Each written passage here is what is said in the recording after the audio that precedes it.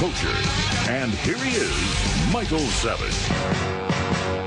Blue Monday, how are you, Blue Monday?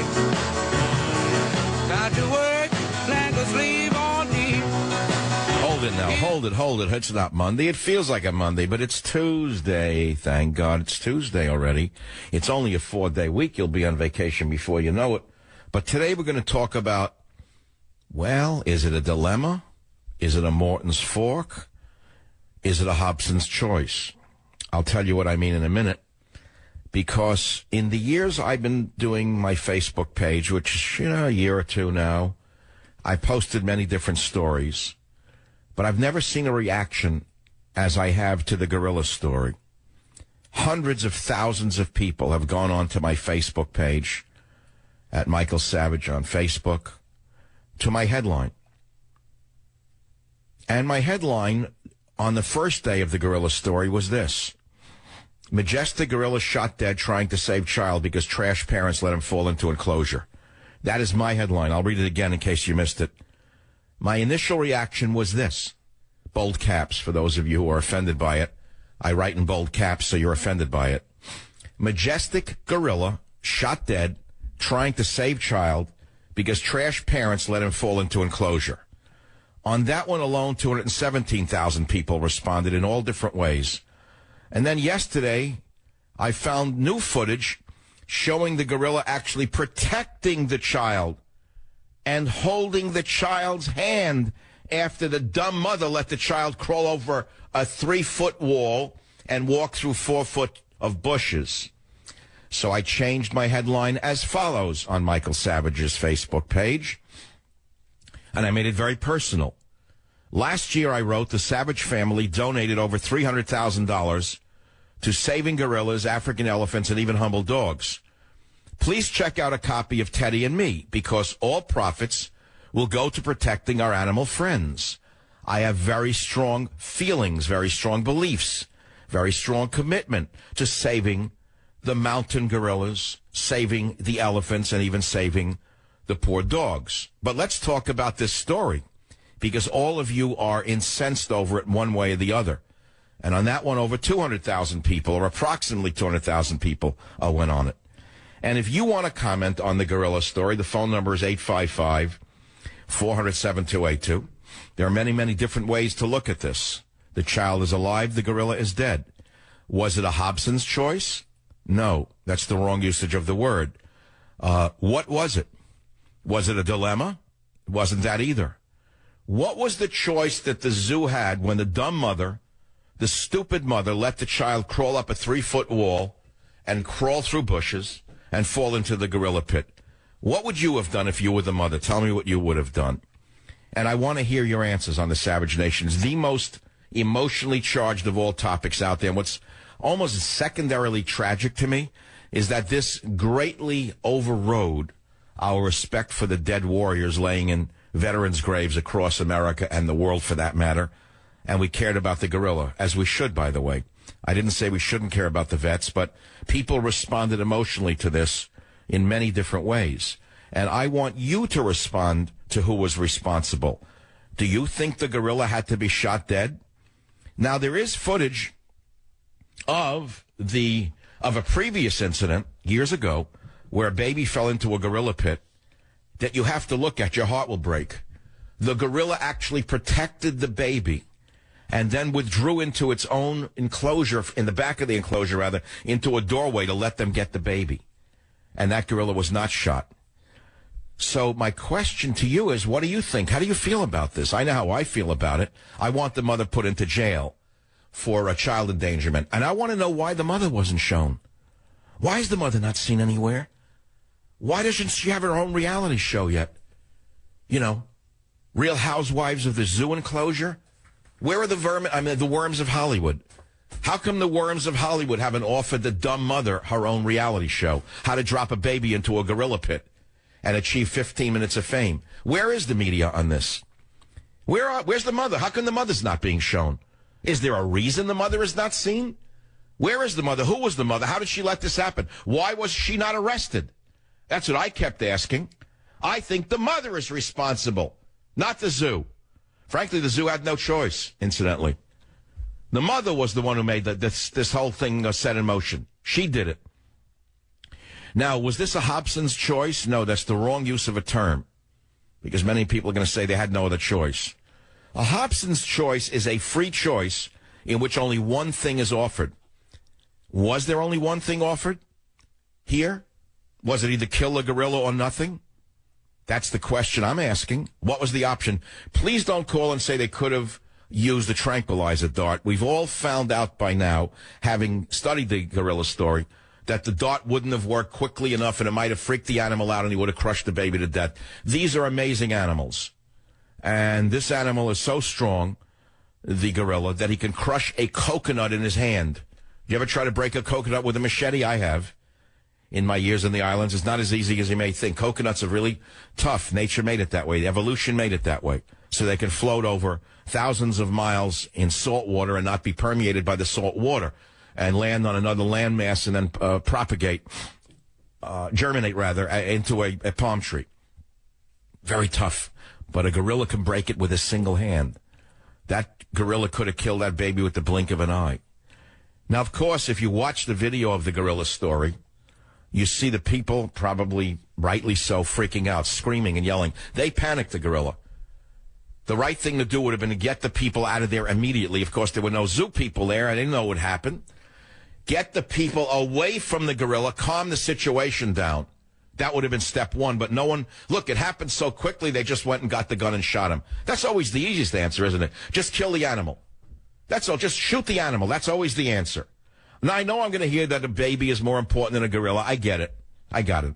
We all know that. We're going to hear about the human supremacy. I got that. I hear it. I hear that. The racial issue came up already. Harambe, the poor, helpless gorilla, executed by someone with a rifle at Cincinnati Zoo to protect a 4-year-old child, Isaiah, whose idiotic, irresponsible mama allowed him to crawl over a 3-foot wall and through 4 feet of hedge. Okay? I have tremendous compassion for this animal. Well, it's dead. Dead.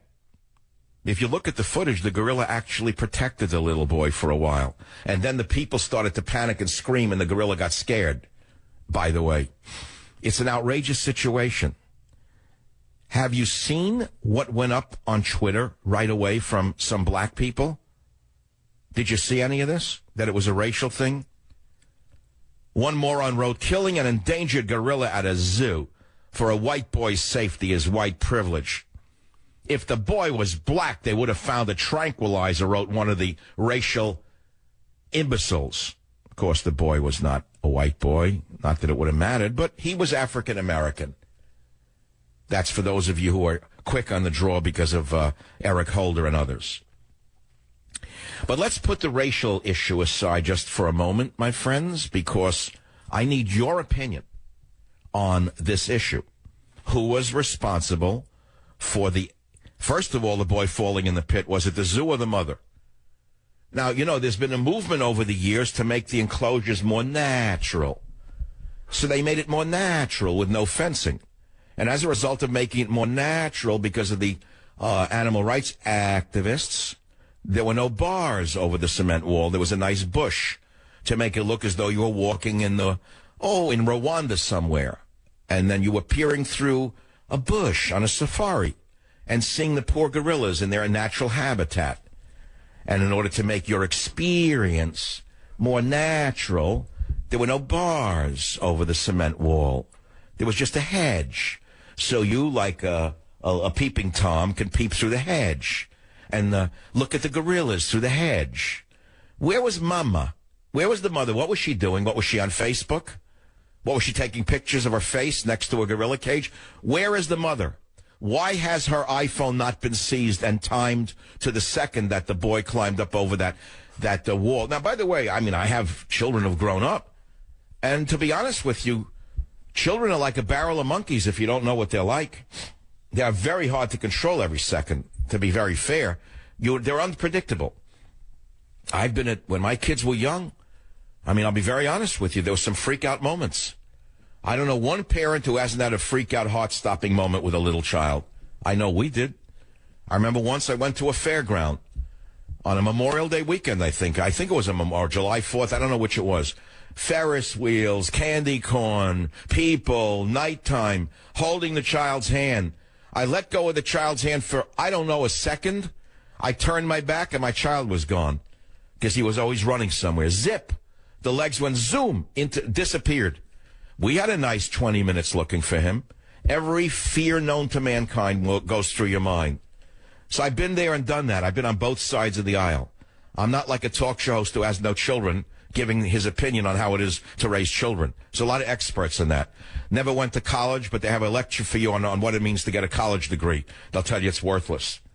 Never had a child, but they're experts on child rearing. Well, I had children. I have an expertise on raising children from my point of view. And, you know, it's hard to predict what the kid is going to do next. But if you're around a gorilla enclosure that has no bars over the wall, you make sure you're holding on to that kid. You hold him on by you hold his belt, you hold his shirt, you hold his jacket. And you even had the child said, I want to go in there, Mommy. Where was Mommy? What was Mommy doing? What was Mommy looking at on her iPhone? I'm not looking to blame Zuckerberg, don't get me wrong. I'm not saying she was on Facebook, so indict for Zuckerberg. I didn't say that. What was Mommy doing? Where was she? Who was she talking to? There was negligence here. And I'm afraid, my friends, the negligence, in my opinion, the negligence all goes to the mother. Because if she is allowed to sue that zoo, which of course some shyster in Cleveland or Cincinnati is already doing, some evil, low-life, scum vermin pig with a law degree is already lining up a lawsuit against the zoo, which harms everybody, including the endangered animals. Oh, don't get me started on tort lawyers, because I have a solution for them as well. And I hope when Donald Trump becomes president, the first thing he does is, well, not what Shakespeare said, but first seize all the assets of the tort lawyers, and then let them sort out which of the money they stole should be theirs. But let's put that aside. Incidentally, Donald Trump will be on the show tomorrow. At least that's the plan. If he isn't, he isn't. Life will go on. But right now we have a plan. They've accepted the invitation. It's signed, sealed, and delivered. But until he's here, he's not here. Get it? But he'll be on tomorrow, and tomorrow we'll talk about questions for Mr. Trump, who will be the next president of the United States of America, the last great hope we have to save us from the third world deluge, the apocalypse of the third world that is sweeping us over. And if you think that I am saying this for any reasons other than because I love America and I don't want it turning into a third world hellhole, let me stop all of you idiots for a moment. You know how you've worshipped the Dalai Lama all these years? You know, Dalai Lama of Tibet, how he's been your hero, especially all you guys in Hollywood. You know, the Dalai Lama, the sacred Dalai Lama. You know, Dalai Lama. Well, guess what the Dalai Lama had to say about migrants from Arabic nations? You're not going to believe it, progressives. But when you hear it, maybe it'll help you change your stupid, brain-dead minds. That's the opening to the show. Be here. Join the Savage Nation. Call now, 855-400-SAVAGE, 855-400-7282. Savage. The Savage Nation is sponsored by SwissAmerica.com, the only company I trust to protect my wealth and financial future. Call 1-800-289-2646. Well, look, Frankie was singing about love. We're singing about death here on the Savage Nation. Did the gorilla have to be shot dead? It is not a Hobson's choice, because that's a false illusion of choice. Because it is not a choice between two equivalent options. What was the equivalent option here? Is it a choice between two undesirable options? Well, if that's what it was, which it appears to be, that's a dilemma. A Hobson's choice is one that is between something or nothing. This was not a Hobson's choice. Who was responsible? I've drawn my conclusion. It's the mother. She should have been arrested for child endangerment. I don't care whether she intended it to happen, it happened.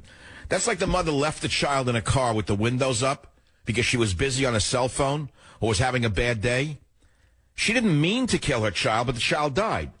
Well, in this case, she didn't mean for the child to fall over the enclosure, but the child crawled up. Think about how long it takes for a child to climb, what, a 5-foot? Is it a 5-footer, Robert? It's 5 feet of a cement wall and then 4 foot of hedge. All right, so that you can have a natural experience and be a voyeur looking in on the poor gorillas. Okay, how long would it take a little boy to climb up a 5-foot wall? How did he even get started on the wall? I'll tell you how. He didn't climb up that wall. He couldn't have. The mother put him on that wall. She put him on the wall, in my estimation, so he could look through the bushes at the gorilla. The mother should be arrested for child endangerment. Steve on WABC, who's responsible? Go ahead, you're on the Savage. Asking me about Memorial Day. Goodbye. I have no patience today. Listen to me. You don't know me. No one out there, you don't know me. I'm not your friend. This is not a party line in the Bronx. And I'm not Uncle Mike. And don't ask me about Memorial Day. You're calling a national show to give an intelligent opinion. When I call you and you get through the call screener, will you kindly give us your opinion and stop the niceties? This is not shortwave radio breaker one. I'm not in a truck talking to you on a shortwave radio. Now let's start again. WJR, Detroit, Josh, who's responsible? The mother's responsible, and it's a shame. Bingo, that's right. There's a man who could think. You win a copy of Teddy and Me. Why is the mother responsible, in your opinion? Well, who else is responsible for the kids when they go to the zoo? It's the parents. And that's right. It's a shame the animal had to die out of all this, and I'm always animal over people. But in this situation now, you have a 16-year gorilla at the Cincinnati Zoo that's gone now, and the mother is going to walk away like nothing happened. The mother's going to sue the zoo for trauma to the child. That zoo will wind up closing down, losing all different ways to Sunday because of a moronic, negligent mother who, in my opinion, should be in jail. That's my opinion. Mother, jail. Why was she not arrested? Why is the mother not seen on television? Where is NBC's Today Show? Wouldn't they normally have a mother on? A poor mom? Join the Savage Nation. Call now, 855-400-SAVAGE, 855-400-7282. We did not take the shooting of Harambe lightly, but that child's life was in danger. And people who question that, or are Monday morning quarterbacks, or second guessers, don't understand that you can't take a risk with a silverback. All right, well, he had no choice, but where's Mom? How come no one's seen the mom? Why isn't she being questioned? How did that child get up on that 3-foot wall? Because Mom apparently lifted the child onto the wall. The child was only 3 foot tall. I doubt that child could have climbed up to that wall. Mom probably put him up there and turned around and was playing with the iPhone. That's the new moms of today. There should be an IQ test to have a baby, but that's a second story.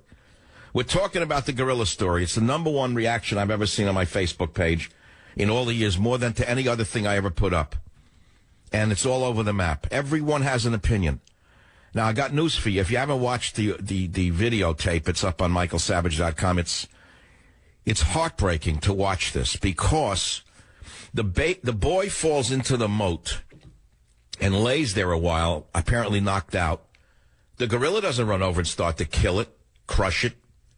The gorilla comes over and actually, in the most delicate way imaginable, with the opposing thumb, the hand, and he touches the little boy and holds him.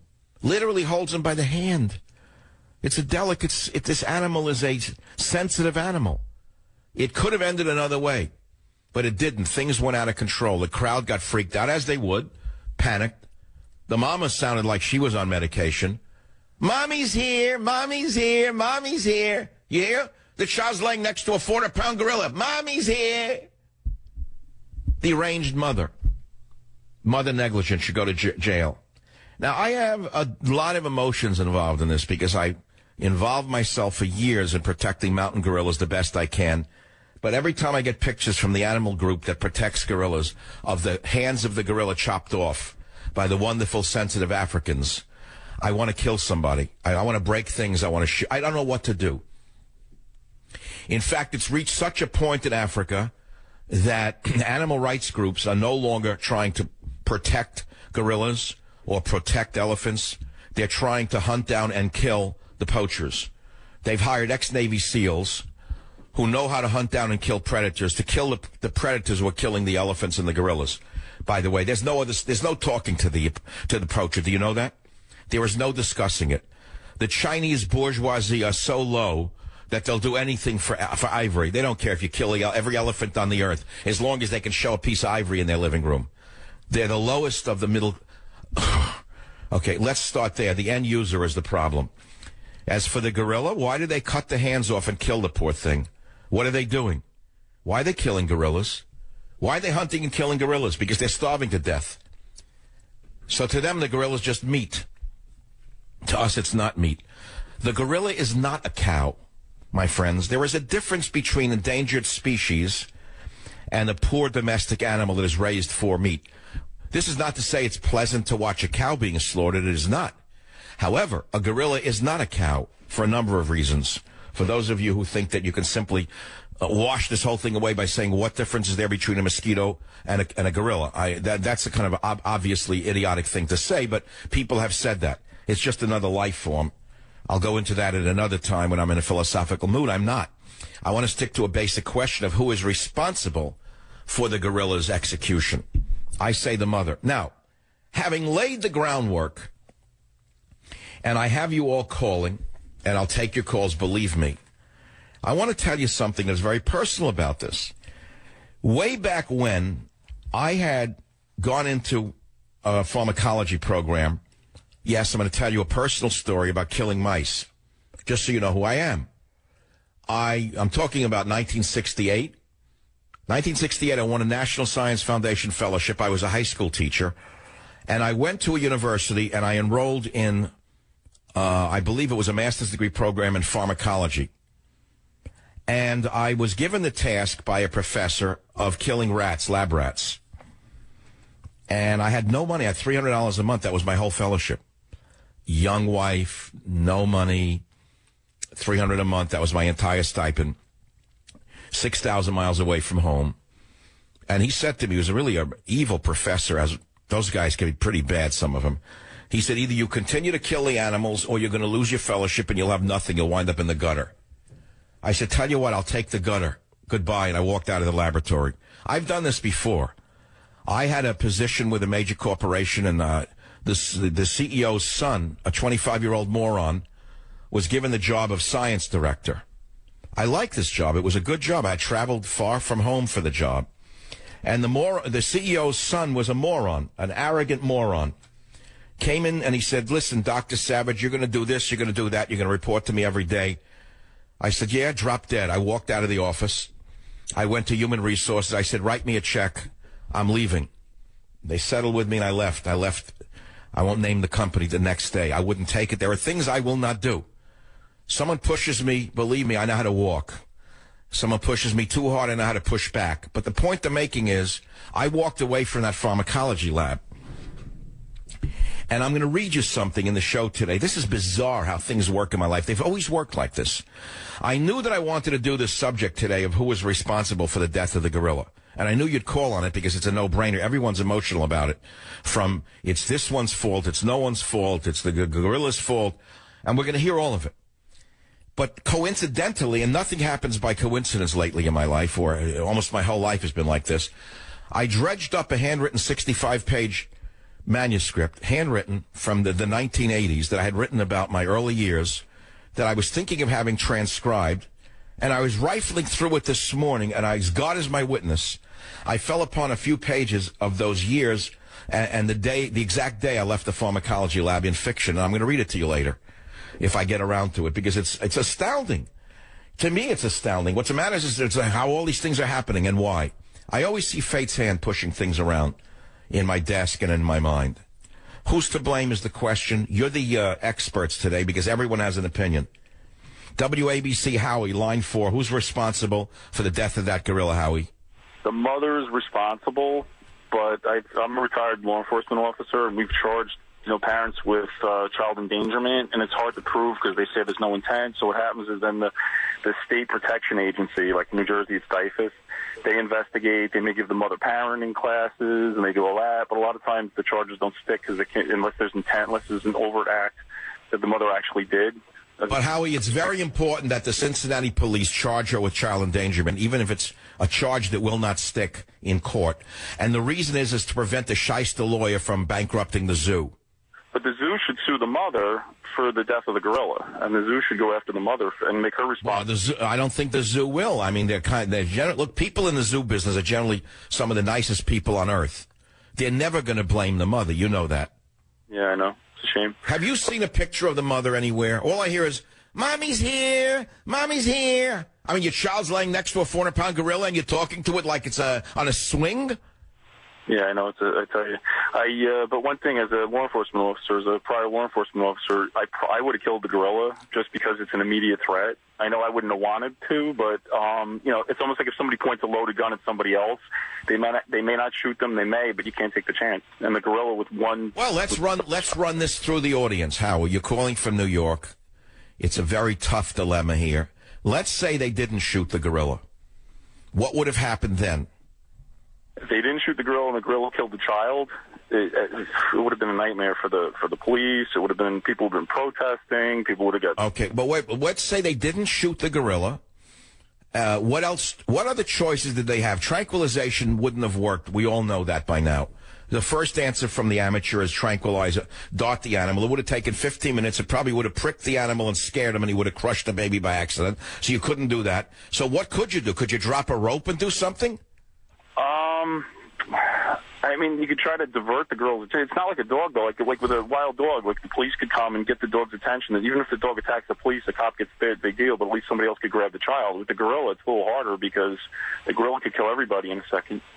So that's a hard one. I really don't know what to do. Well, that's why we're having the show today. It's not an easy answer, or else it wouldn't be a show. This is an agonizing question that's touched all of America, if not most of the civilized world. We are responsible for taking these animals and breeding them in captivity in this case. And the poor creature was living in a horrendous situation to begin with. But you could ask, should they be bred at all? You know, should they be left alone? Should there be no zoos? I mean, you can go through that whole sequence. Howie, but the thing is, it happened. How did the child get over that wall? Lack of parenting. Total lack of parenting. I have studied... Howie, I studied the enclosure. It's a 3-foot concrete wall and 4 feet of hedge above it. That child could not have climbed up that 3-foot wall on his own. The mother put him there, in my estimation. That would be my guess. Mm-hmm.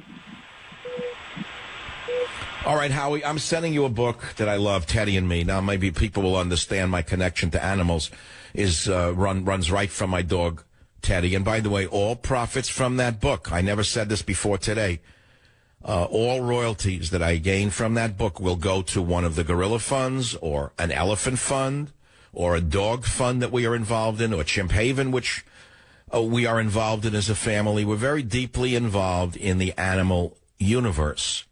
This is a personal story for me because it's not less personal for you. I get it. Okay. It doesn't mean I love animals more than you do. And if you call me soft-hearted, go ahead, make my day, see if I care. Okay, because I don't need to be a certain way in order to be on radio. I don't need to put up a false front. These are noble creatures that have an awful lot to teach human beings about behavior. And that's one of the reasons that they deserve to be protected by human beings. So, my friends, and again, it comes back to you. Who was responsible? Did the gorilla have to be killed? I'm asking it over and over again, and I will for a while longer. Please make a note in your calendar. Donald Trump will be on the show tomorrow. Social media will help you direct that to other people. And what I'm going to do right now for 1 minute is begin to read from that yellow page, the yellow pages of my early works, which have not even been typed, fresh from the bin of my archives. He had left pharmacology because he could not kill poor trapped lab animals. Martin recalled a sequence of events that had seen him go from the laboratory of cages to the laboratory of God. It was soon after he had begun his work in pharmacology that he realized he had no heart for killing. One day, it was a few days before the Thanksgiving vacation, a time that would always bring, sorties of conscience for him, that Martin confronted himself. The methodical slaughter of docile, almost peaceful laboratory white rats had not sat well with him, he remembered. For 6 to 8 weeks, he drifted around the issue, caring for Dr. Cassetta's laboratory animals, collecting urine and feces, cleaning the cages, but not participating in the slaughter. On a Tuesday just before the holiday, as part of his research project, he helped anesthetize and operate on a rat. This after describing myself opposed to the killing of animals, he confessed to many that evening. The next day he went to the domineering professor of pharmacology and declared himself unwilling to partake in the slaughter any longer. While this decision cost him a great deal, he was not motivated solely by his love for innocent creatures. It seems he had one day heard the voice of his stern father, Henry, still living, still in New York, over 6,000 miles from Honolulu, saying, "So this is what you do for a living, cleaning rat crap?" Without minimizing his concern for animals, we must see the element of pride operational in his throwing in the towel. Ethical considerations are rarely pure in any of us, but Martin's decision did cost him his stipend. He was now out of a department and a degree program. After firmly telling Professor Cassetta no more killing and being told to take his baggage into another department, Martin left the new library with a burning headache, his first migraine in 10 years. But within 10 days, our ever-resourceful Martin was again back on his feet. And that's the beginning of the little story of me and animals, including lab rats. Just thought you'd appreciate it. I mean, I was sending it to the typist an hour before the show. So again, without getting into literary stuff, if you want to sound off on that, and there are other stories, by the way. And I do have a picture of the mom. Someone just sent me a picture of the mother. From the British press, of course. The U.S. press is worthless. We have no press in America. But the British press came through, and I will send a picture of the mom who was involved with the killing of Harambe the gorilla. And you'll find out that the father, the dad, has a lengthy criminal history. Now you'll say, what does that have to do with anything? I think you'll connect the dots when you understand that a criminal set of parents and criminal behavior in a zoo are not unrelated. It's called lack of responsibility. I'll be back. Be here. Join the Savage Nation. Call now, 855-400-SAVAGE, 855-400-7282. Savage. Hey, our Savage Nation is sponsored by SwissAmerica.com, the only company I trust for wealth insurance, gold and silver. Call 800-BUYCOIN. Once again, I have the best listeners in the whole world, and an old friend of mine just emailed me the picture of the mom. Peter Chowka, thank you very much. It's not with any pleasure that I'm about to tell you what I'm about to tell you about the mom. It came out again from the British press because in America we have no press whatsoever. It's gone. Zero. No press. It's owned lock, stock, and barrel by the president and the Democrat Party. And the articles in the Daily Mail came out an hour ago of the mom and of the dad. And it goes to the issue of irresponsibility. Exclusive, they say, pictured the parents of 4 whose son fell into zoo enclosure, sparking controversial killing of Harambe the gorilla. As it emerges, father has a lengthy criminal history. Oh! Many have blamed the boy's parents for 17-year-old gorilla Harambe's death. They released a statement on Sunday saying their boy is doing just fine. That means the lawyer wrote it for them. The zoo director said Harambe was disoriented and a tranquilizer would have taken too long, with the possibility of agitating the animal even more. Looking back, the director said we would have made the same decision. He insisted barriers were secure, asking, do you know any 4-year-olds? They can climb over anything. That's not true, by the way. They cannot climb over anything. So here for the first time we see Michelle Gregg, who has 4 children by Deanne Dickerson, a man who Daily Mail Online could disclose has a lengthy criminal history: burglary, firearms offenses, drug trafficking, criminal trespass, disorderly conduct, and kidnap. And by the way, the mom was watching a number of children at the same time. Whose children were they? Whose children was the mom watching at that zoo? Arrest her immediately, in my opinion. She's the reason the gorilla's dead. Join the Savage Nation. Call now, 855-400-SAVAGE. Savage. And now, America's most exciting radio talk show, The Savage Nation. Talk radio for the thinking person, home of borders, language, culture. And here he is, Michael Savage. But was he trying to protect the child? In your eyes, as someone who does study gorillas? In my eyes, he was acting erratically. He was disoriented. And it's due to his strength. That's where the danger was. It was amazing because there were moments with the gorilla, the way he held that child, it was almost like a mother holding a baby. It looked so beautiful and calm. And there were moments where it looked pretty dangerous. I don't think they had a choice. I mean, probably they didn't have a choice. You have a child, a young child is at stake, and, it's too bad there wasn't another way. We're talking about who was responsible for the shooting of Harambe the gorilla. Did the gorilla have to be killed? Now, interestingly enough, Donald Trump has the guts to chime in without having to read a teleprompter. Haven't heard from Obama on this one. Guess he hasn't put his finger up to the wind yet to see which way the wind blows. After stabbing our deceased troops in the back in Japan, he came back and made believe he was a big patriot, laying a wreath at the tomb of the unknown soldier, covering up what he just did to the military. But let's put that aside. Haven't heard Hillary's opinion on the gorilla. Haven't heard the commie Sanders' opinion on the gorilla. Haven't heard anybody but Trump. He stood up there and said what he thought. Now, having said what Trump said, maybe they didn't have a choice. I don't know what the choices would have been. We're trying to figure it out today on the show. But I want to know who's responsible. And from my position, it's the mother. That's why she hasn't been seen yet. They hired a spokesmouth already. And now, of course, the American press is covering for the parents. The lovely mom is not to be seen anywhere, except now, we linked it up from the Daily Mail. It's on michaelsavage.com. Exclusive picture, the parents, some parents, of 4-year-old whose son fell into zoo enclosure. And it emerges the father has a lengthy criminal history. You'll say, what does that have to do with anything? It has everything to do with it. If the father has a lengthy criminal history and he's not married to the mom, and she impregnated her 4 times, the father, the criminal father, the mom, it means he has an irresponsible man. They're both irresponsible. She's responsible for the child climbing up and falling in. She was watching a bunch of other children, by the way. The mom was watching. She has a job, the mom. The mom has a job. Did you know? You know what the mom does? The mom is the administrator of a Cincinnati preschool. So the darling mom was watching a bunch of children. And her own child got out of control, climbed up the wall, and fell in. Don't worry, mommy's here. Mommy's here. You hear the reaction? Mommy's here. That's the best she can figure out to say. Mommy's here. I don't know what to say. There is a responsibility. What do you think? I'm an outraged animal lover. And I believe that the western lowland gorilla's life was unnecessarily taken.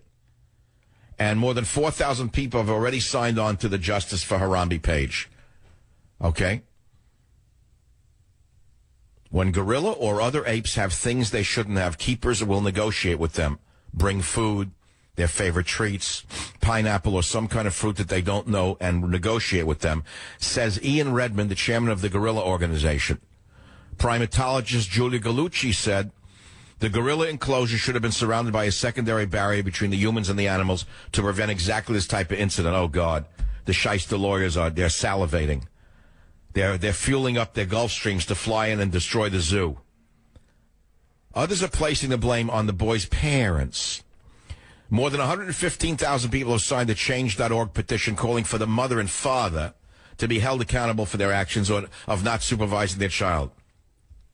One Twitter user wrote, so a beautiful, innocent gorilla has to die because neglectful parents can't control their kids? Mankind sucks. A lot of people are very angry over this. And on my Facebook page, I told you, over 300,000 people. Zoo response team shoots and kills the 17-year-old gorilla named Harambe to protect the 4-year-old who fell into the enclosure.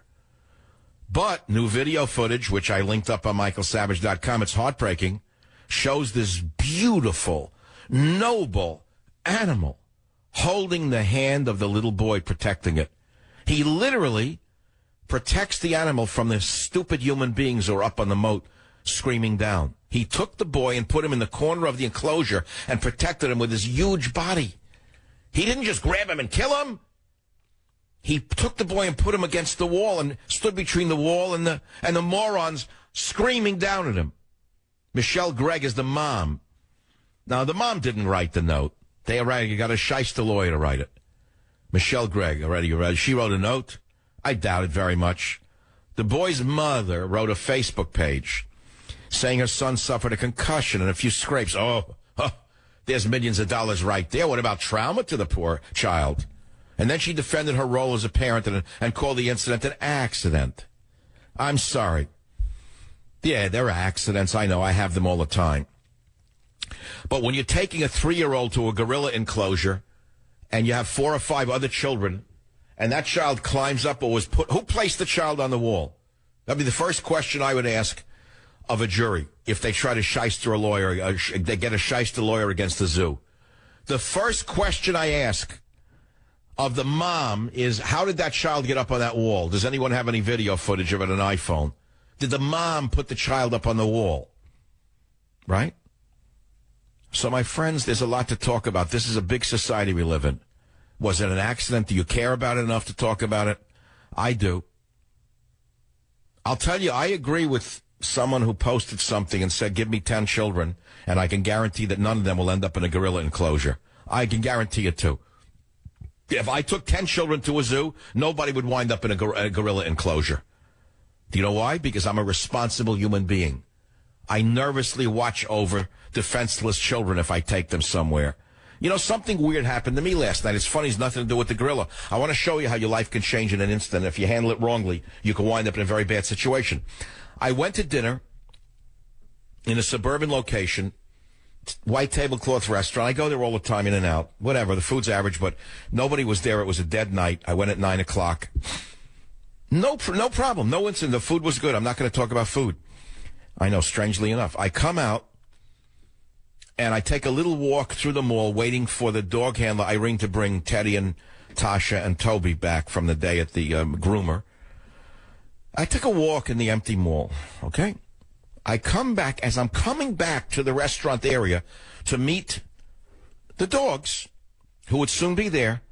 There was a guy, a white guy, thin, alone, and he had a little cage with him on next to a tree, and I thought there was a little furry animal in the cage. So I leaned over and I said, hi, what kind of animal is in there? It turned out it was a rag. He had a pet rag in the cage, and he was a psychotic, probably just out of a hospital.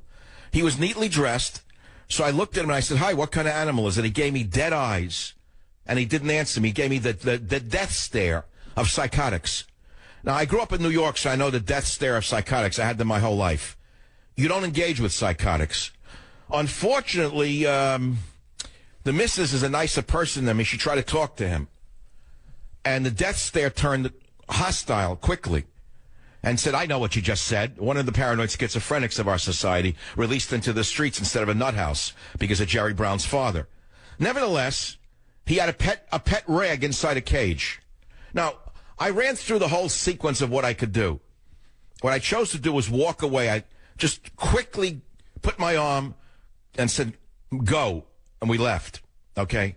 Now I had an incident because I still didn't have the dogs, and I knew he was locked on me now.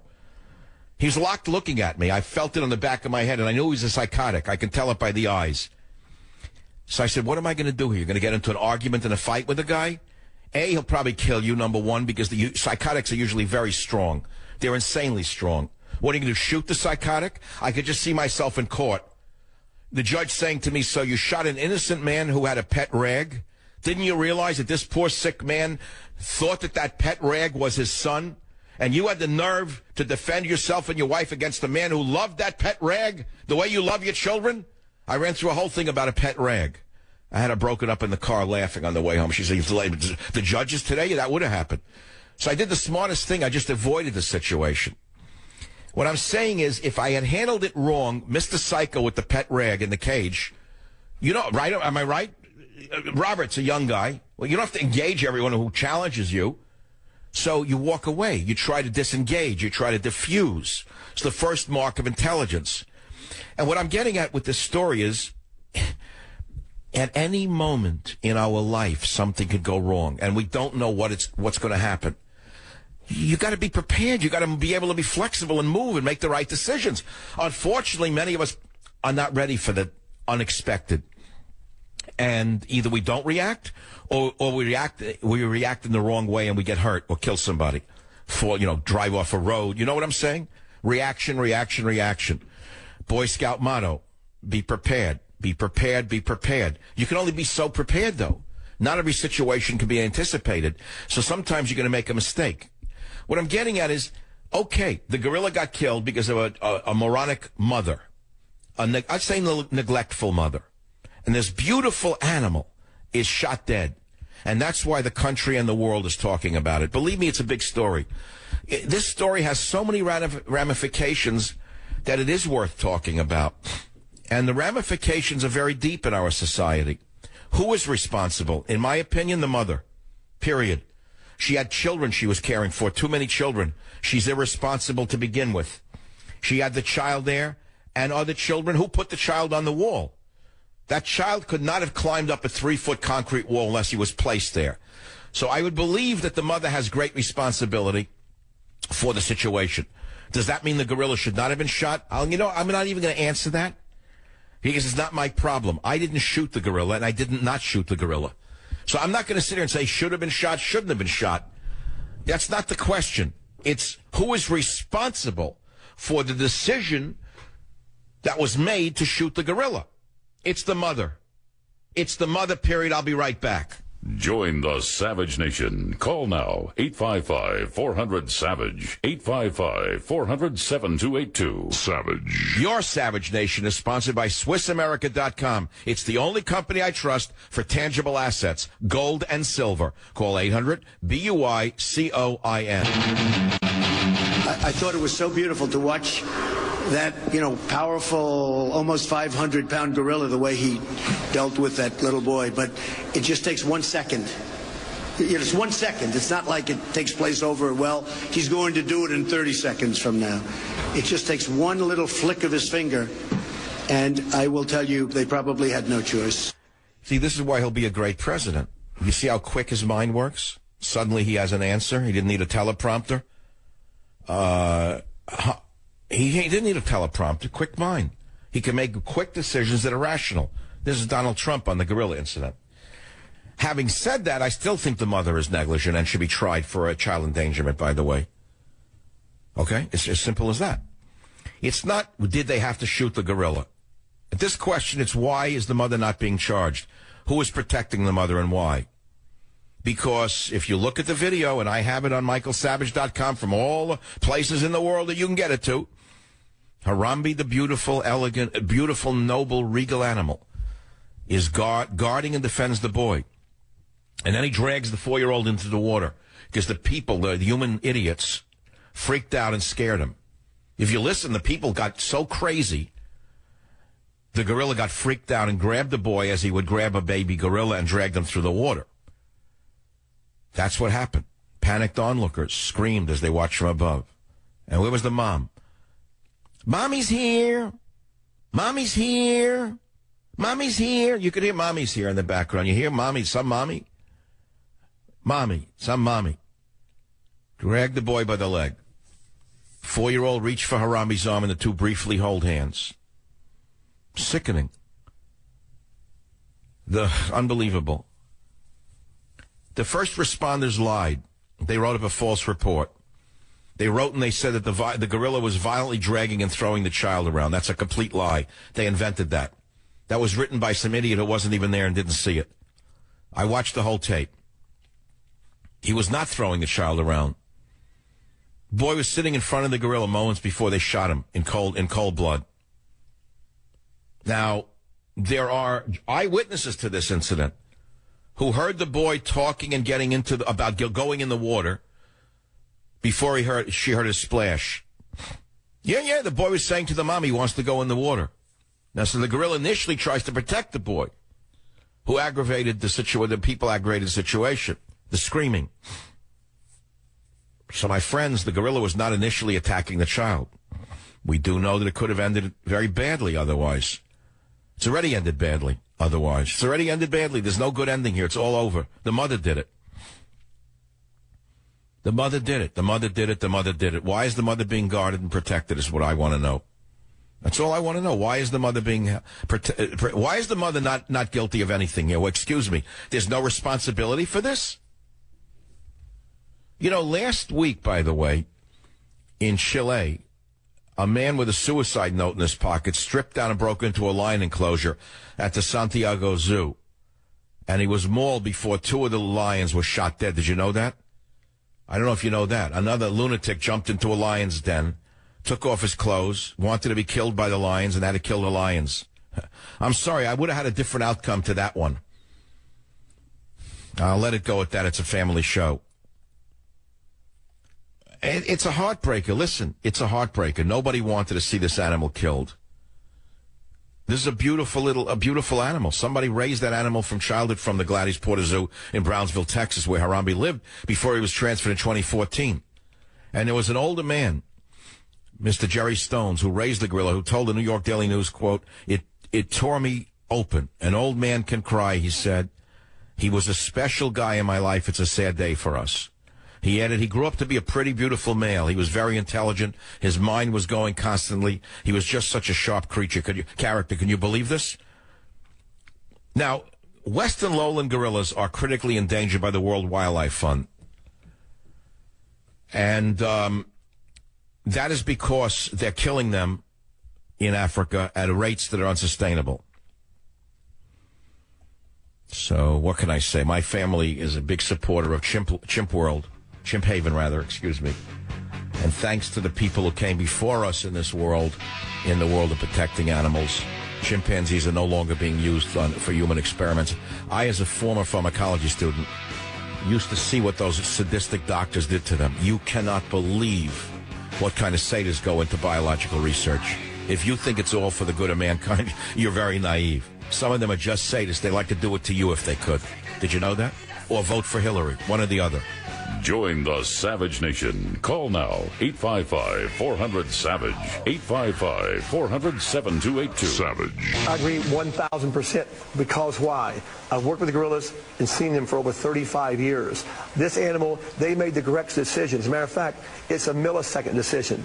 They cannot tranquilize it. It takes 5 to 10 minutes. All of us are sorry. We're all in the zoo world heartfelt for this whole thing. But thank goodness a human being is alive today because of the decision the Cincinnati Zoo made. So you have human life and animal life. I don't want to go into that one right now because I know many of you will call and say they'd rather see the gorilla alive. I know you're going to say that, but I'm not going to go there with you, okay? But the mother should be arrested. Where's the mom? How come the mom hasn't been seen? Or the criminal dad who sired 4 children with a mom without marrying her. Irresponsible parents, would you say? Oh, not in America today. Oh, no, they're a family, just like you. Just like you who sit around day and night raising your children, doing it the right way. Get married, stay with the kids through thick and through thin. Watch them over from the flu to a sore throat. Worrying over every exam they take. A little different between that and the latest crop of moms. Everyone's a sacred mom. Great country we're living in. Now what we're bringing in, to top it all off. The diseased ones we're bringing in. Oh, yeah, I know. Yeah, right, okay. I didn't get to this yet, but I got to get to it now. This is for those of you who are anti-nativist.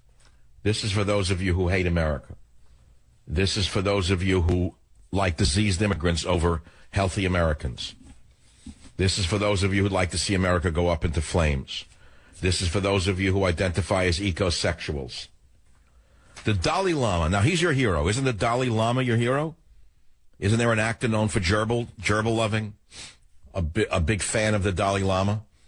How many bumper stickers have you seen Save Tibet on liberals' bumpers in Los Angeles in particular? You don't see them anymore, really, because now they're a friend of communist China, so they've given up on Tibet.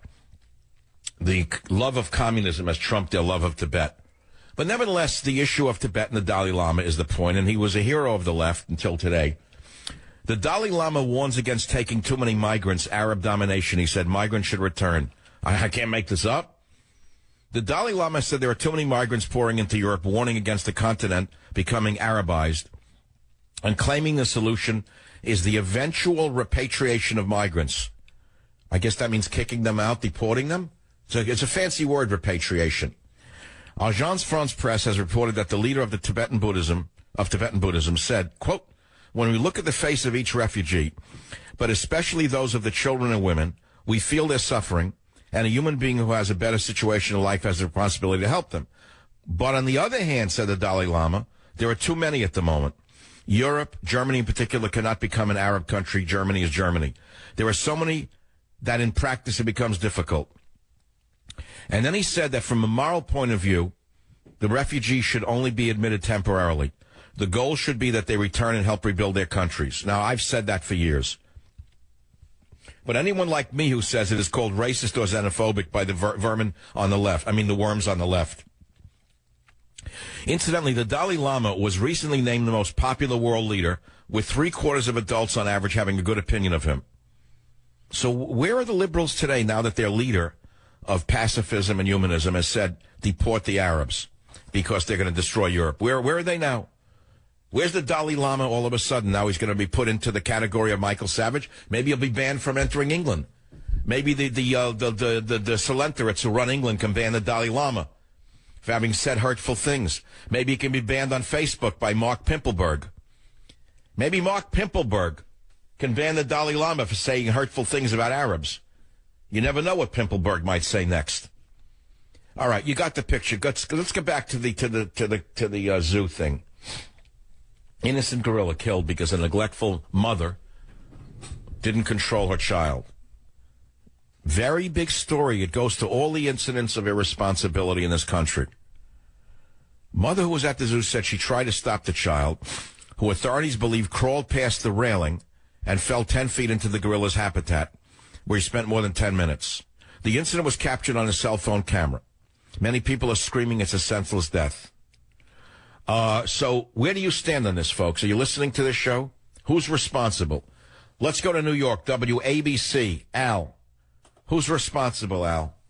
Michael, it's a hard pill to swallow, but I think it's the zoo's fault. You know, they need to secure the gorilla from getting out, the people getting in.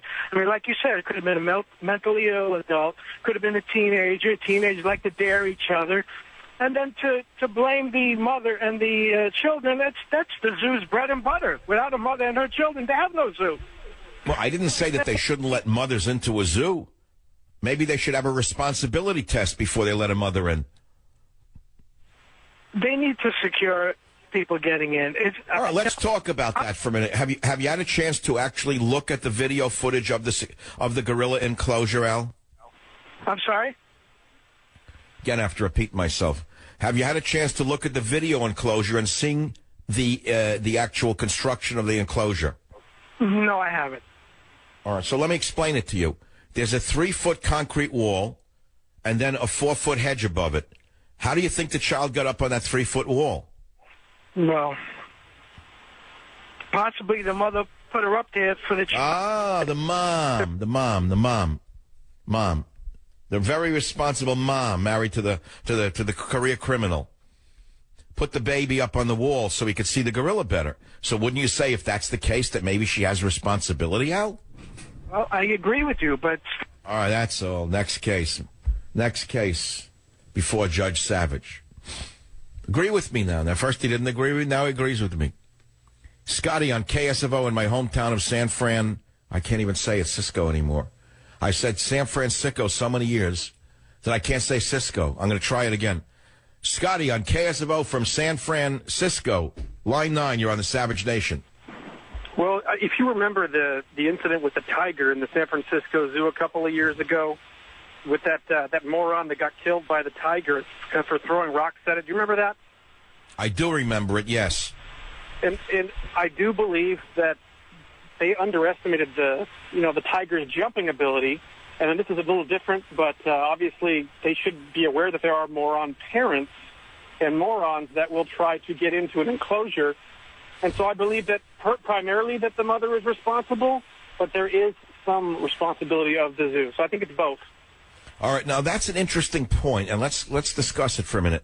There's been a movement away from bars between viewing areas and animals to make it more natural. In other words, animal rights activists said that it's unnatural to put bars up, and you want to make it as natural an experience for the visitor as you can. So they eliminated bars. Now this happened. So what's the next step? Put bars back up? Absolutely, you got to put bars back up because the animals are dying and people are dying. And if you want an actual... All right, so maybe society has gone too far in their desire to create a bar-free environment for the animals and for the viewing experience of the human observers. Do you think zoos per se are antiquated and should be eliminated? I don't think that they should be eliminated. I just think they should be better enclosed. All right, I'm sending you a copy of my wonderful animal book, Teddy and Me, Confessions of a Service Human. Listen, I'll tell you, zoos provide a fabulous service for all of the world, for humanity. And that is, they actually have breeding programs. This gorilla was bred in captivity. And he was 17 years of age, and he was reaching the age of breeding. Did you know that? They were going to breed this Harambe the gorilla, this beautiful animal. But like teenagers, they actually, well, I should say like teenagers, pardon me. Just as teenagers should be forced to wait before they have a child, but aren't, and then they raise children without knowing how to raise children. In the animal world, in the zoos, they're more responsible. They were waiting for the gorilla to become more mature before they would breed him, because he wouldn't know how to raise a baby gorilla himself unless he was in the adult age of his lifespan. Wouldn't that be nice if humans were prohibited from procreating until they were responsible enough to raise children? Wouldn't that be a nice thing? I walk around malls, I don't know what I'm seeing. I see illegal aliens, 15 years old, a couple of, two of them, 15, with 4 children in carriages. They got the meal tickets already. The libs met him at the border. 4 children, they're 15 years old, they don't work. Who's taking care of them? I am, you idiots, you. You're the ones who did it to society with your stupidity. So don't get me started now with the human society, which is not as orderly as the gorilla society. The gorilla society has more sanity than we do. Anyway, look, my feelings are pretty strong on this. So what do you think about it? Let's listen to clip 8 when a Cincinnati Enquirer editor has something to say on the incident of the gorilla in clip 8. We believe seeing posts, the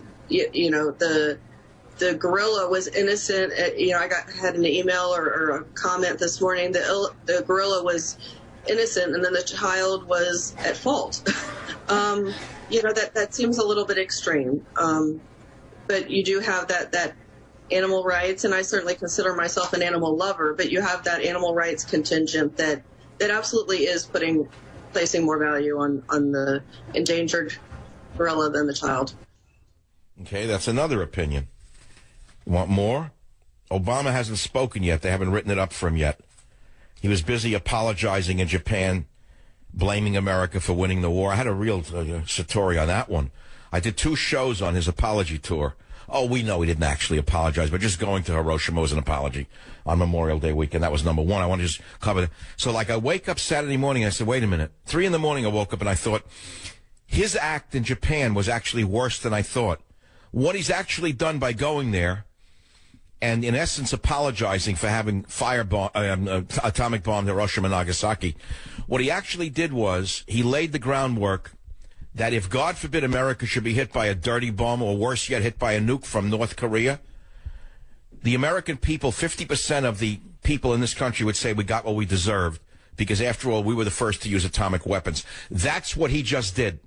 That's what came to me. I had a satori. He was laying the groundwork for us to be hit by a nuclear weapon, and then saying we got what we deserve because we're the first to have used it. That's what he actually did. That, my friends, is not leadership. That's not leading from behind. You know what that is? That is working for the other team. Now let's get back to the zoo story and the animal. The parents, in my opinion, the mother, I don't think the dad was there. He's a career criminal. I think he's holding down a job now. Good for him. But notice she's not being seen in the media. Notice they've dummied her up. Why have they dummied up the mother? Why is she not all over Good Morning America? How come you haven't seen her on Today's Show crying about her baby? Where is she? Why is the mom not being seen anywhere? You have to ask it. I mean, it's all propaganda day and night. Everything that happens in the television, everything you see on television is pure propaganda from morning till night. Written by some of the worst people in the history of humanity. All orchestrated by the worst people in society. I would rank the people in television below that of trial lawyers. I'll be right back on the Savage Nation. Join the Savage Nation. Call now, 855-400-SAVAGE, 855-400-7282. Savage. My Savage Nation is sponsored by SwissAmerica.com, the only company I trust to protect my wealth with gold and silver. Call 800-BUICOIN. These animals, these field silverback males, the power they have, they can take a green coconut and squish it like a marshmallow. You can't even bust one up with a hatchet. The animal's power is beyond belief. We know that 6 full-grown men cannot even handle a chimpanzee full-grown. So we wouldn't, the gorilla, I'm trying to tell you, when all that screaming's going on, this thing just plops in there, which is the young child. What is this? What is this? So he grabs the child, runs him through there like that. That was a dead giveaway for me. Well, I don't know. If it was my child, first of all, the child wouldn't have been in the enclosure because I would have held on to the child's hand. I wouldn't have lifted him up on the wall. But let's say it was my child. Put yourself in that situation. What would you have done? There were things that could have been done, by the way, by a mom who cared. She could have thrown herself into the pit and let the gorilla sacrifice her while someone saved her child if she really cared like a good mom. Now, that's not the only opinion. Some people are saying the opposite. Another guy writes, I can't get over how some people can be so distraught and outraged over the death of an animal. It was the same silly madness over Cecil the lion. Animals are dumb beasts, y'all. They can't get educated, get married, and become good citizens. They live for nature's sake or ours, and that's it. People die daily, and a child's life was in danger, and the outrage is over an ape.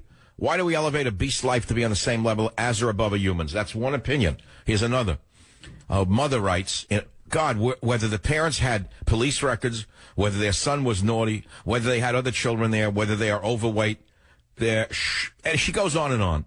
And she says, I consider myself a good parent. However, I have turned around and my daughter wasn't there in a supermarket.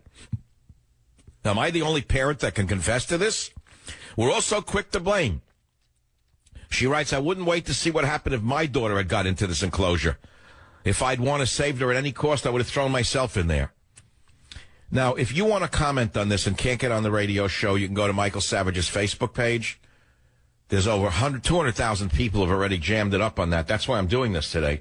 It seems to have caught a bigger wave than any other topic I have ever posted on my Facebook page. People all have opinions on this. There is a war going on the story of Harambe the gorilla.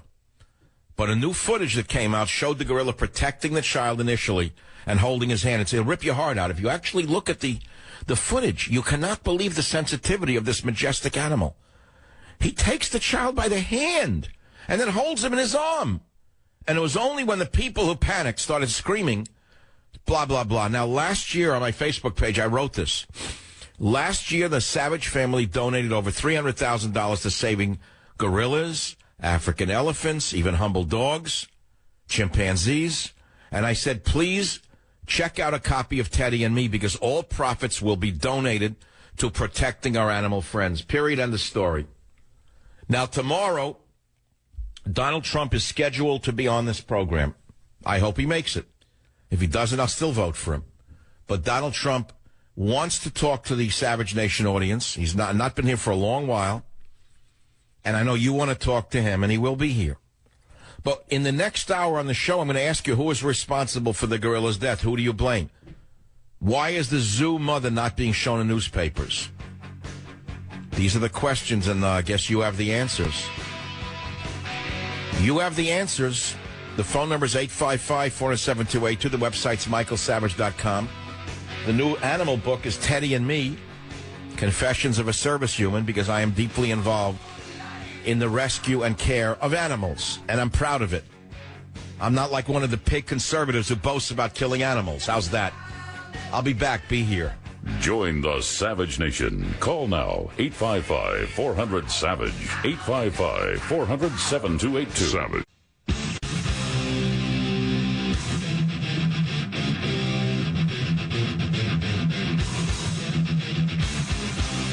Warning. The Savage Nation contains adult language, adult content, psychological nudity. Listener discretion is advised.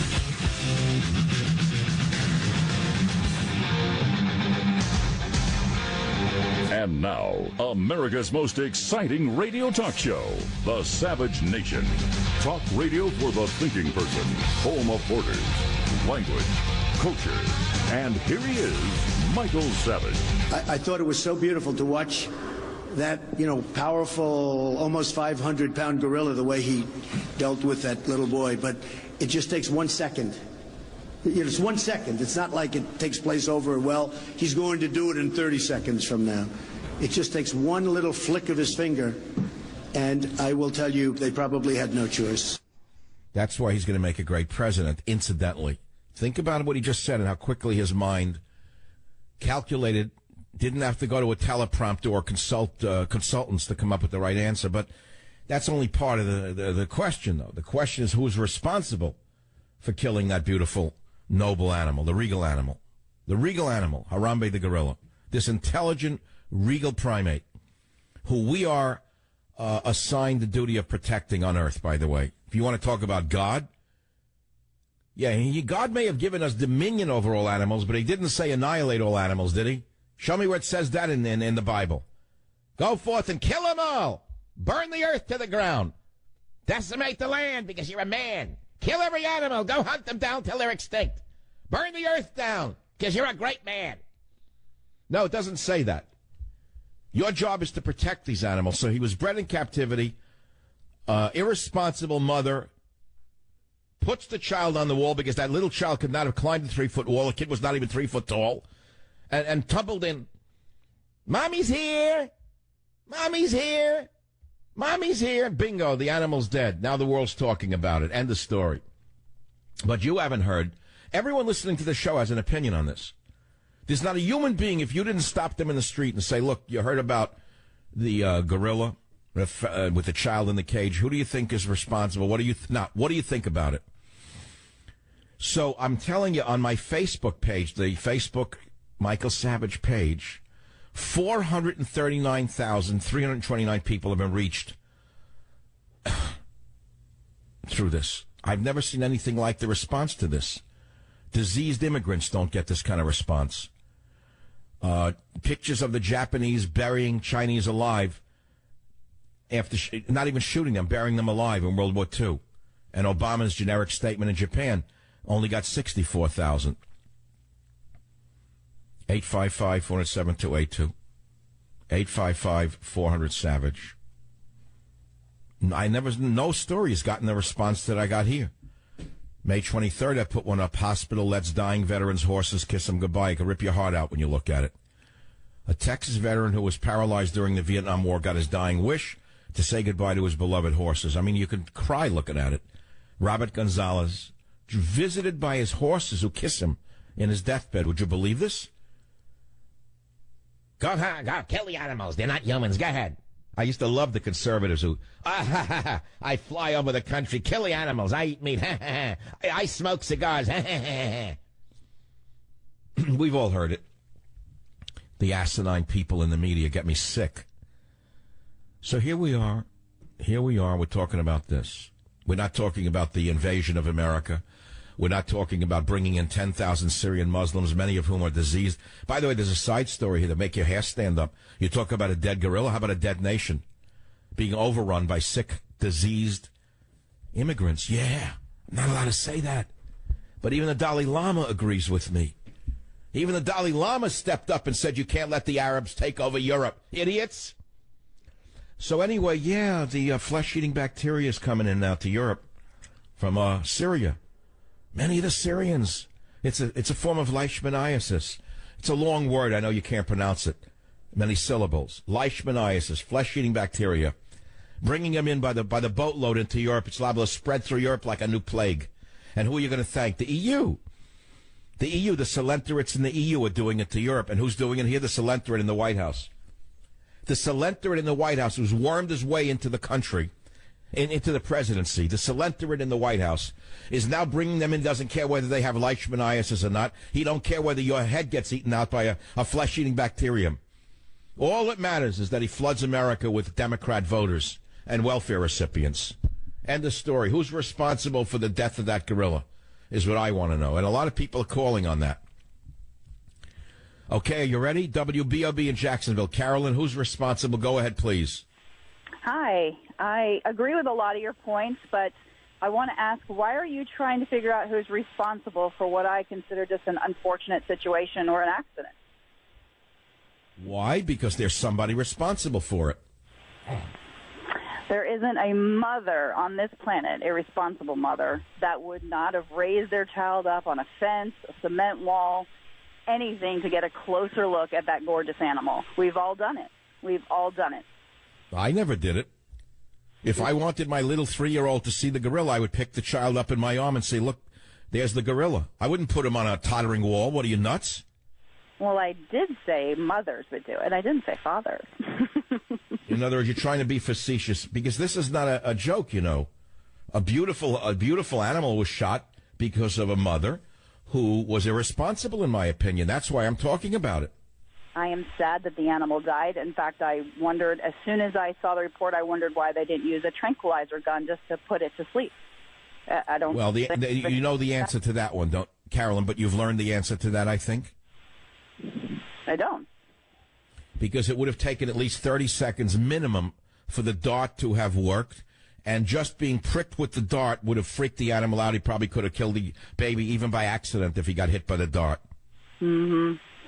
Well, it's an unfortunate situation, and I just... And the mother should be held up on child endangerment charges. The mom put the child on the wall.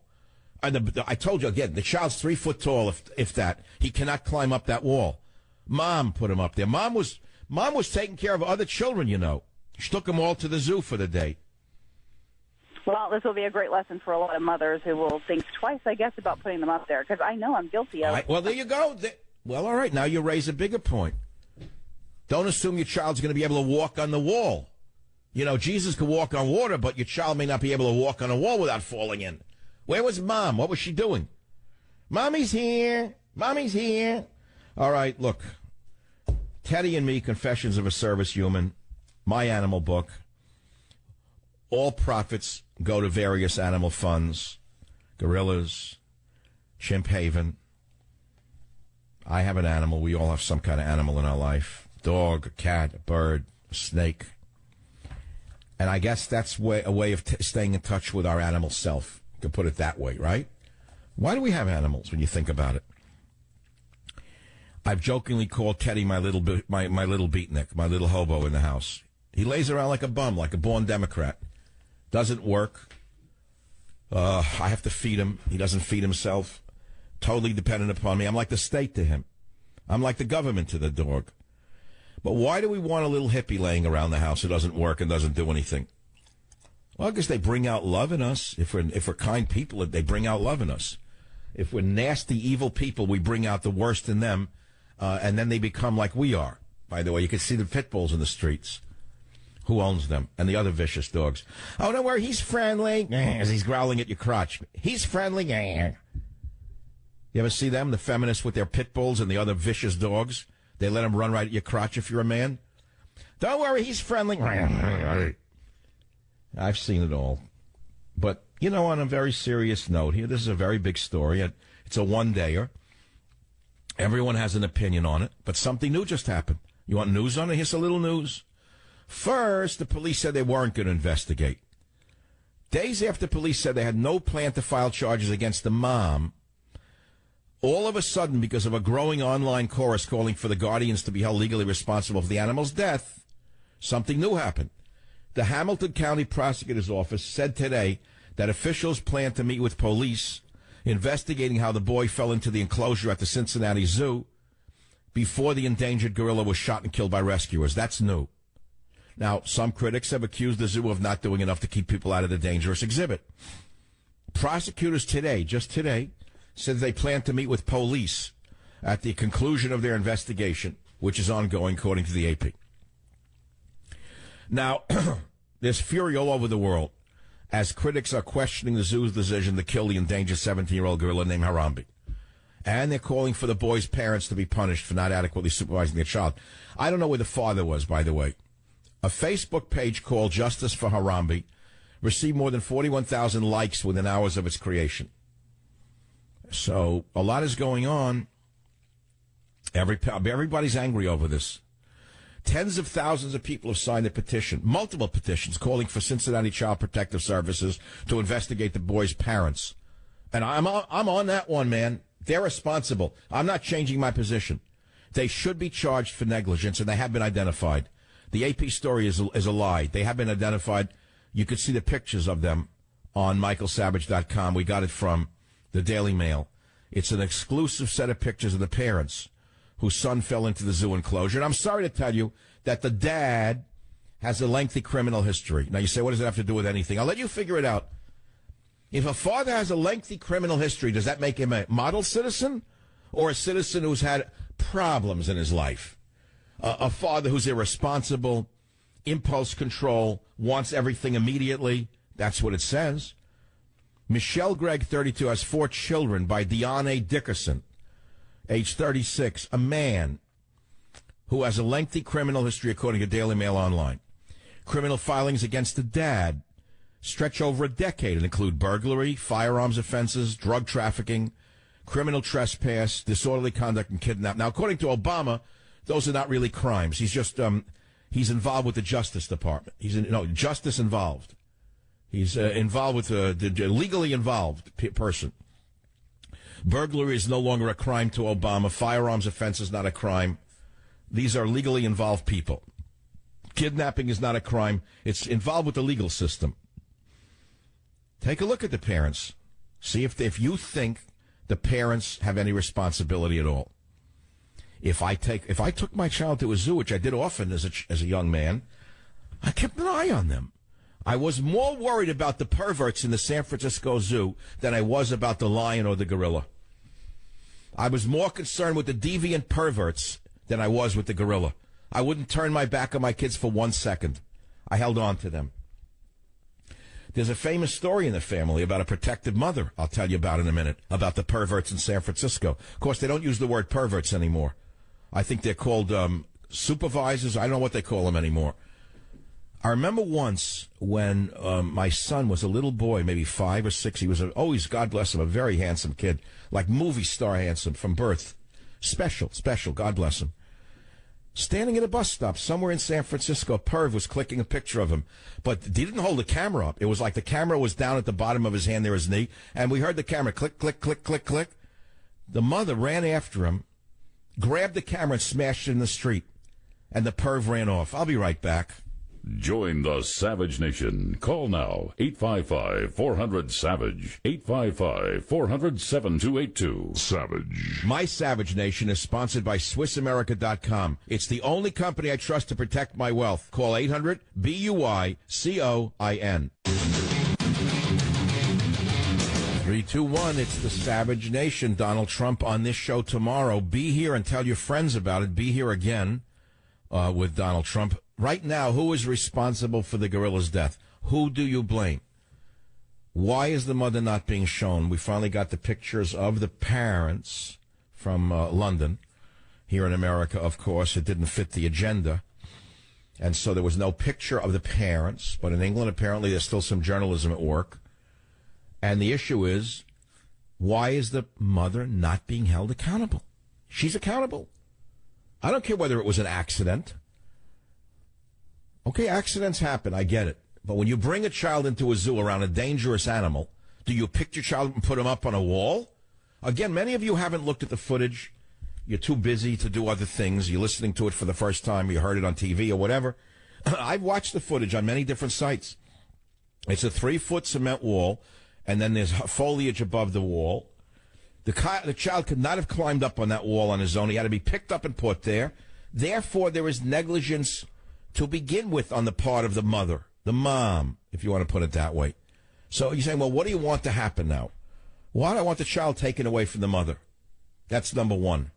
I want all of the children that she has investigated by Child Protective Services to see if they are neglected children. That's number two. That's all. I want the children to be put first, not the mom and her self-esteem. I'm more concerned with her children and the life ahead of them than her self-esteem, frankly. So these are questions that are going to have ramifications for a long time to come. I want your opinion, though, by the way. Is the mother liable or not? WABC, Larry, line 7. Who's responsible, Larry? Dr. Savage, we're broken up about this. I have my dogs with me right now. We were crying last night. This animal wasn't just shot and killed. He was slain and murdered. It's the mother's fault, Mike, because you know something? This child would be more in danger on a city street than a zoo. This is disgusting. And to add insult to injury, this animal's going to have a necropsy probably and be cut open. I think it's disgusting. We're all sick about it. It's horrible. No, I tell you the truth. When I saw the gorilla, first I read the story. I thought maybe the gorilla was trying to hurt the child. They shot him. But no, in the beginning, the gorilla protected the child, Larry. Have you watched the video? He held his hand. We saw the whole thing. We were in tears. The poor animal was trying to protect the child. And then the crowd... He was raised, yes, he was raised in captivity. He had more sensitivity than most politicians do. Mother's one, we love you, the stupid mother. You heard the mother? Mommy's here. Mommy's here. You hear her while the child's laying there on the ground. Mommy loves him so much she could have thrown herself into the moat and thrown her own life away and let someone rescue the child. Mommy's here. Mommy's here. Some mommy. Sure, we're sick about it. Well, you're really broken up over it. I mean, this is days later, you're really crying over this. Jane Goodall say about this if she was alive? What would she have said? What would she have said? Who raised these creatures from young animals? Oh, don't get me started. Everything's a mom in society today. Everything's a sacred mom. Look, I have nothing to do that's going to make you not feel, pretty ripped up over this because there's nothing good about it. Nobody wins here. I'm going to send you a beautiful book, Teddy and Me. There's a piece in the back called Moments to Cherish. It's about how animals, give us hope in some ways. They bring out the kindness in us if we're kind. And if we're not kind, well, I guess they bring out something else. So that's why we have them. Teddy inspires me, and I hope that the book will inspire you. When I come back, if you care to make a comment on the gorilla story, make my day. Join the Savage Nation. Call now, 855-400-SAVAGE. Savage. People have gone on to my Facebook page, at Michael Savage on Facebook, to my headline. And my headline on the first day of the gorilla story was this: Majestic gorilla shot dead trying to save child because trash parents let him fall into enclosure. That is my headline. I'll read it again in case you missed it. My initial reaction was this. Bold caps for those of you who are offended by it. I write in bold caps so you're offended by it. Majestic gorilla shot dead trying to save child because trash parents let him fall into enclosure. On that one alone, 217,000 people responded in all different ways. And then yesterday, I found new footage showing the gorilla actually protecting the child and holding the child's hand after the dumb mother let the child crawl over a 3-foot wall and walk through 4 foot of bushes.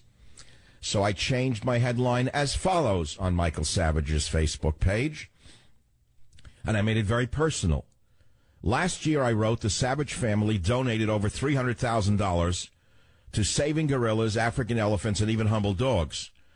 Please check out a copy of Teddy and Me, because all profits will go to protecting our animal friends. I have very strong feelings, very strong beliefs, very strong commitment to saving the mountain gorillas, saving the elephants, and even saving the poor dogs. But let's talk about this story, because all of you are incensed over it one way or the other. And on that one, over 200,000 people, or approximately 200,000 people, went on it. There are many, many different ways to look at this. The child is alive, the gorilla is dead. Was it a Hobson's choice? No, that's the wrong usage of the word. What was it? Was it a dilemma? It wasn't that either. What was the choice that the zoo had when the dumb mother, the stupid mother, let the child crawl up a 3-foot wall and crawl through bushes and fall into the gorilla pit? What would you have done if you were the mother? Tell me what you would have done. The most emotionally charged of all topics out there, and what's almost secondarily tragic to me is that this greatly overrode our respect for the dead warriors laying in veterans' graves across America and the world, for that matter, and we cared about the gorilla, as we should, by the way. I didn't say we shouldn't care about the vets, but people responded emotionally to this in many different ways. And I want you to respond to who was responsible.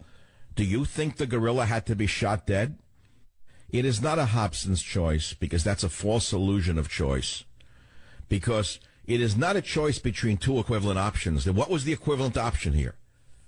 Is it a choice between two undesirable options? Well, if that's what it was, which it appears to be, that's a dilemma.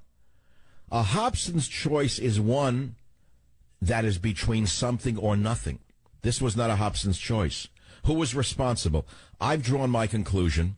It's the mother. She should have been arrested for child endangerment. I don't care whether she intended it to happen. It happened.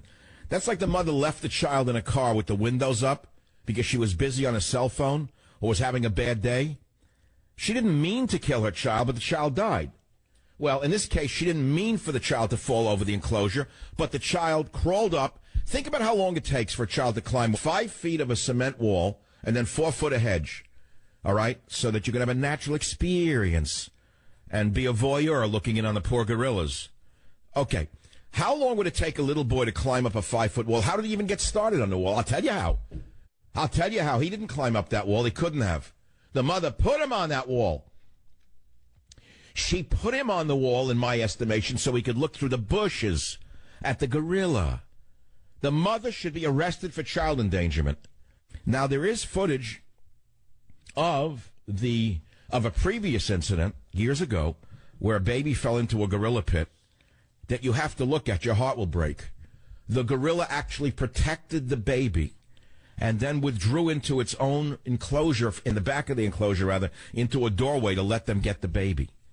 And that gorilla was not shot. So my question to you is, what do you think? How do you feel about this? I know how I feel about it. I want the mother put into jail for a child endangerment. And I want to know why the mother wasn't shown. Why is the mother not seen anywhere? Why doesn't she have her own reality show yet?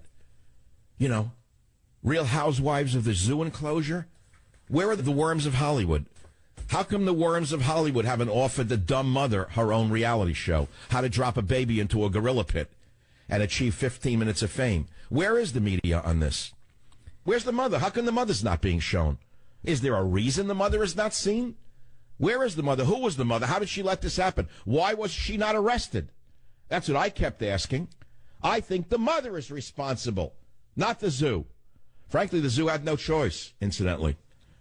The mother was the one who made this whole thing set in motion. She did it. Now, was this a Hobson's choice? No, that's the wrong use of a term, because many people are going to say they had no other choice. A Hobson's choice is a free choice in which only one thing is offered. Was there only one thing offered here? Was it either kill the gorilla or nothing? That's the question I'm asking. What was the option? Please don't call and say they could have used the tranquilizer dart. We've all found out by now, having studied the gorilla story, that the dart wouldn't have worked quickly enough and it might have freaked the animal out and he would have crushed the baby to death. These are amazing animals. And this animal is so strong, the gorilla, that he can crush a coconut in his hand. You ever try to break a coconut with a machete? I have. In my years in the islands, it's not as easy as you may think. Coconuts are really tough. Nature made it that way. Evolution made it that way. So they can float over thousands of miles in salt water and not be permeated by the salt water and land on another landmass and then germinate into a palm tree. Very tough. But a gorilla can break it with a single hand. That gorilla could have killed that baby with the blink of an eye. Now, of course, if you watch the video of the gorilla story, you see the people, probably rightly so, freaking out, screaming and yelling. They panicked the gorilla. The right thing to do would have been to get the people out of there immediately. Of course, there were no zoo people there. I didn't know what would happen. Get the people away from the gorilla, calm the situation down. That would have been step one, but no one... Look, it happened so quickly, they just went and got the gun and shot him. That's always the easiest answer, isn't it? Just kill the animal. That's all. Just shoot the animal. That's always the answer. Now, I know I'm going to hear that a baby is more important than a gorilla. I get it. I got it. We all know that. We're going to hear about the human supremacy. I got that. I hear it. I hear that. The racial issue came up already. Harambe, the poor, helpless gorilla, executed by someone with a rifle at Cincinnati Zoo to protect a 4-year-old child, Isaiah, whose idiotic, irresponsible mama allowed him to crawl over a 3-foot wall and through 4 feet of hedge. Okay? I have tremendous compassion for this animal. Well, it's dead. Dead. If you look at the footage, the gorilla actually protected the little boy for a while. And then the people started to panic and scream, and the gorilla got scared, by the way. It's an outrageous situation. Have you seen what went up on Twitter right away from some black people? Did you see any of this? That it was a racial thing? One moron wrote, killing an endangered gorilla at a zoo for a white boy's safety is white privilege. If the boy was black, they would have found a tranquilizer, wrote one of the racial imbeciles. Of course, the boy was not a white boy. Not that it would have mattered, but he was African American. That's for those of you who are quick on the draw because of Eric Holder and others. But let's put the racial issue aside just for a moment, my friends, because I need your opinion on this issue. Who was responsible for first of all, the boy falling in the pit? Was it the zoo or the mother? Now, you know, there's been a movement over the years to make the enclosures more natural. So they made it more natural with no fencing. And as a result of making it more natural because of the animal rights activists, there were no bars over the cement wall. There was a nice bush to make it look as though you were walking in in Rwanda somewhere. And then you were peering through a bush on a safari and seeing the poor gorillas in their natural habitat. And in order to make your experience more natural, there were no bars over the cement wall. There was just a hedge. So you, like a peeping Tom, can peep through the hedge and look at the gorillas through the hedge. Where was Mama?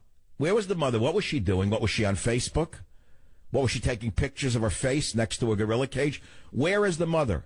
Why has her iPhone not been seized and timed to the second that the boy climbed up over that wall? Now, by the way, I mean, I have children who've grown up.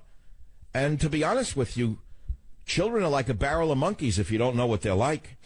They are very hard to control every second, to be very fair. They're unpredictable. I've been when my kids were young, I mean, I'll be very honest with you, there were some freak-out moments. I don't know one parent who hasn't had a freak-out, heart-stopping moment with a little child. I know we did. I remember once I went to a fairground on a Memorial Day weekend, I think. I think it was or July 4th. I don't know which it was. Ferris wheels, candy corn, people, nighttime, holding the child's hand. I let go of the child's hand for, I don't know, a second. I turned my back and my child was gone because he was always running somewhere. Zip.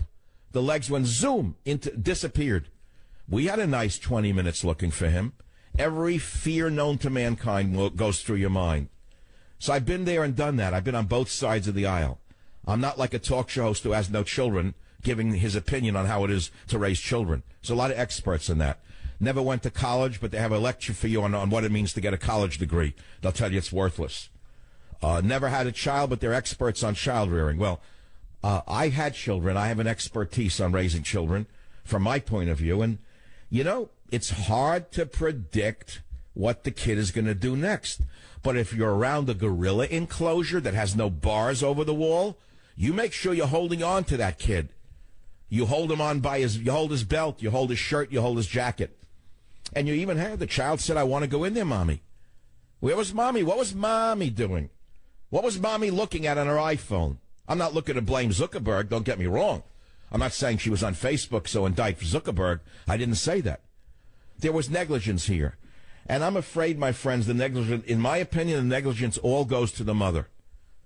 Because if she is allowed to sue that zoo, which of course some shyster in Cleveland or Cincinnati is already doing, some evil, low-life, scum vermin pig with a law degree is already lining up a lawsuit against the zoo, which harms everybody, including the endangered animals. Oh, don't get me started on tort lawyers, because I have a solution for them as well. I'll be right back. Join the Savage Nation. Call now, 855-400-SAVAGE, 855-400-7282. Savage. The Savage Nation is sponsored by Swiss America, the only company I trust with my financial future. Call 800-289-2646 or SwissAmerica.com. Sadists are sent basically to live out their lives. You say, oh, big deal, it's sentimental stuff. You could take it any way you want. I see it that way. If you don't, I pity you. If you don't see them as sentient creatures, I don't know what to say, you know. But anyway, now you take it and you escalate it up from a chimpanzee to a gorilla. You know, you're talking about something in a whole different realm of consciousness. Now, someone just wrote something on my Facebook page, which is a little alarming. He said, is it possible mom pushed her kid into the pit to sue? I was shocked to read that. I never thought of it, and I'm cynical. Robert, isn't that the most cynical thing you've heard yet? Mommy's here. Mommy's here. Now, I don't want to cast aspersions on the mom, but hey, you know, a buck's a buck. I don't know. You watch the footage of that gorilla protecting the child in the beginning, and your heart goes out to the animal, and then you think it's dead. 10 seconds later, they shoot it dead. I don't know. What would you do? What would you do? Everyone has an opinion. If you stop anyone in the street, say, did you hear about that gorilla and the child? What would you have done? Who's responsible? Everybody will give you an answer. I don't care who they are. Everybody has an answer to this. But what's interesting to me politically is that Trump is the only politician who spoke from his heart and made a rational statement. Not a word from Hillary. They haven't told her what to say yet. Certainly the apologist in chief didn't say anything yet. He's busy putting on a show with his dog, Bo. Isn't that funny? Over the weekend, suddenly the dog was seen again after I asked last week, where's Bo? All of a sudden, the PR team of the White House came out and showed Bo playing on the White House lawn with the gardeners. I thought it was interesting. I mean, someone's listening to the show. It's not just you. Let me tell you that. Look, they reluctantly respect Michael Savage. They say, you know what, this guy, I don't like the guy's opinions, but he knows what we're doing. He's on to us. And he speaks for a lot of people. I mean, he's on a lot of stations. He writes best-selling books. We better be, you know, a little aware of what he's saying. So I recognize that a lot of my political enemies listen to the show one way or the other. And maybe they could learn something from me. Maybe, just maybe, they could understand it by bringing in diseased immigrants who have flesh-eating bacteria. They themselves may wind up with their skull eaten out. Is it possible that even some slimy progressive in the White House will come to understand that they're not immune to a flesh-eating bacterium? Is it possible that they could understand that bringing in a criminal alien just might mug them or rape them sometime in Washington, D.C., God forbid? Is it possible they could awaken to the danger, to the fact that the danger they're putting the rest of us in may put them in danger as well? Or are they so immune that they can't even understand that there's a commonality between all of us? I don't know. But I do know that the killing of the gorilla because of the negligence of the mother is a story that has touched all of us. And, I mean, that's the only note that I want to leave you with, is that the story of the killing of this noble animal, this regal animal, really, has touched all of us one way or the other. And everyone has an opinion. And I'm sure you do as well. And I don't think this story's going to end tomorrow. I mean, I don't think it's going to end today. Because the police first said they're not bringing charges against the mom. Mommy's here, mommy's here, mommy's here. You can hear it on tape. That's all. I was shocked by that. Hey, God, if my kid fell into a moat